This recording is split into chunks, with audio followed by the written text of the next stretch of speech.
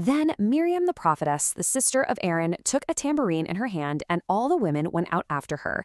Welcome to the explainer. We're kicking things off right here with this incredible quote from Exodus, because honestly, it establishes Miriam's immense historical weight right out of the gate. She is the very first woman in the Hebrew Bible given the formal title of prophetess, and the first to lead a recorded worship gathering. Prophetess, leader, and the wound at the center. Today, we're unpacking the deeply complex, incredibly rich life of Miriam. We're going to explore both her monumental triumphs and her cautionary failures, because the text completely refuses to resolve her legacy into something simple. Neviah. That is the Hebrew word for prophetess. It's a functional, authoritative title describing a specific role of receiving and communicating divine revelation. To really grasp who she was, we've got to look at this title. Only a tiny handful of women in the entire Hebrew Bible hold this designation.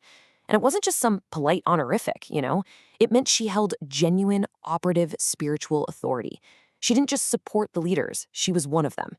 The Watcher at the Nile. To really understand her leadership, we have to look back to her childhood. Long before she had a title, she was just an unnamed sister, standing at a distance by the reeds of the Nile, keeping a watchful eye on a little basket carrying her infant brother, Moses. And when Pharaoh's daughter finds the weeping baby, Miriam doesn't miss a beat. She perceives the divine opportunity instantly and steps up with a completely plausible yet strategically brilliant solution. She offers to go find a Hebrew nurse. Boom! She secretly reunites the baby with his own mother, securing his Hebrew identity. From that exact moment, she establishes this lifelong dynamic as the decisive, protective older sister. She was watching out for him before he even had a calling. The Prophetess at the Sea. Fast forward 80 years. The Israelites have just crossed the Red Sea on dry ground. The Egyptian army is gone. The community is in absolute shock. Moses sings a victory song, and then Miriam steps up. Sing to the Lord, for he has triumphed gloriously. The horse and his rider he has thrown into the sea. This verse captures the oldest recorded worship in the Bible. She's leading half the community in a massive, two-voiced, gendered celebration of survival. I notice the instrument she uses, the tambourine or the tuff. It's an instrument of public, physical, exuberant celebration. Archaeological evidence tells us this was the go-to percussion instrument for women's victory celebrations in the ancient Near East.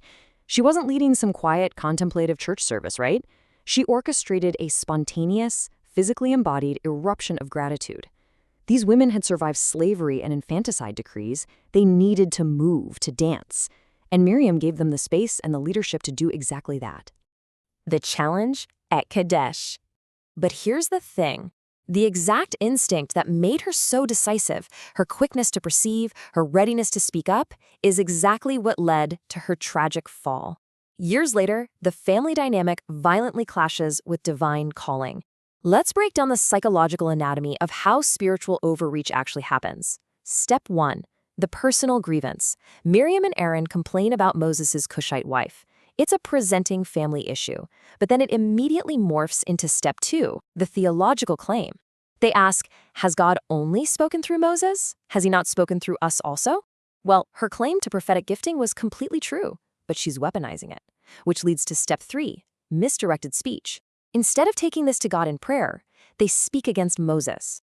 A legitimate personal hurt just evolved into a dangerous theological claim to grab power. A nav. It's the Hebrew word for meek or humble. It's the specific quality of refusing to use one's authority to protect one's authority. The text inserts this famous little parentheses right here, calling Moses the most meek man on earth. And this is crucial. Being meek does not mean Moses was weak or soft. It's that absolute refusal to weaponize your position to defend yourself. Look at the stark contrast we've got here. On one side, Miriam and Aaron are loudly asserting their authority, taking their genuine spiritual gifts and deploying them to serve a wounded ego. And on the other side, Moses. Absolute silence. He doesn't argue, he doesn't rally his allies, he doesn't even pray for his own vindication. He leaves the defense of his calling entirely up to the God who gave it to him in the first place. And God responds. Suddenly, the Lord said to Moses and to Aaron and Miriam, "Come out, you three, to the tent of meeting." That word suddenly is terrifying, isn't it? God doesn't let this human drama play out. He intervenes immediately to settle the question of authority, declaring that while he speaks to other prophets in visions and dreams, he speaks to Moses face to face.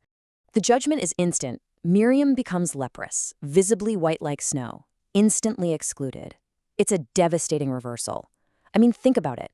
The woman who just years earlier stood at the very center of the camp, surrounded by a massive circle of celebrating women, is now struck with an impurity that physically forces her outside the camp, completely alone. Now, Moses sees this, and he's just been totally vindicated by God.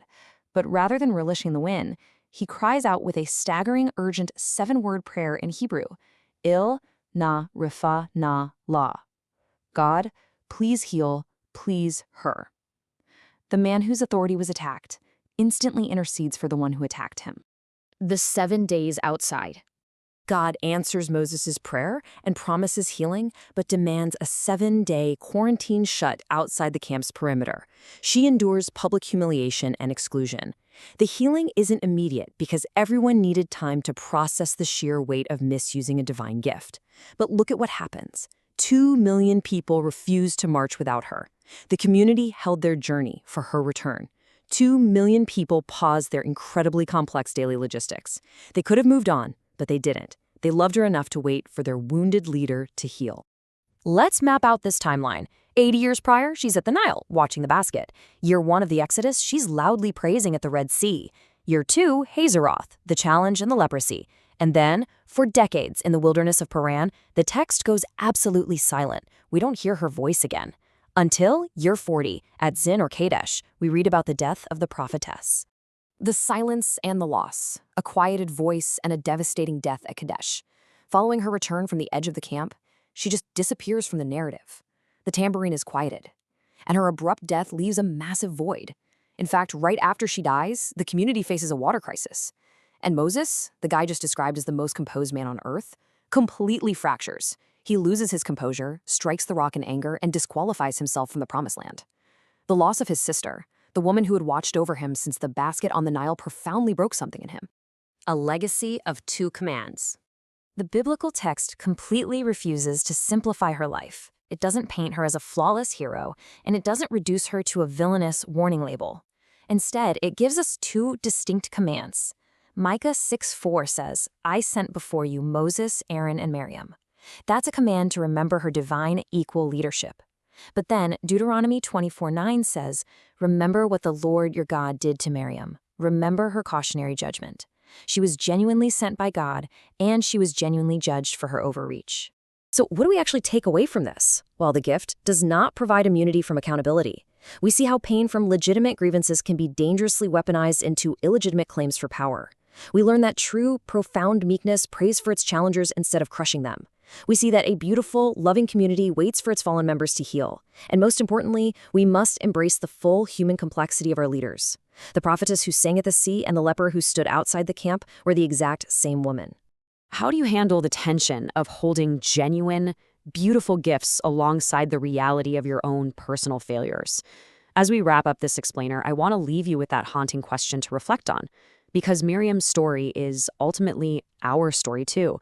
When we look at her life, we see that you don't have to erase the failure to celebrate the gift, and the failure doesn't invalidate the calling.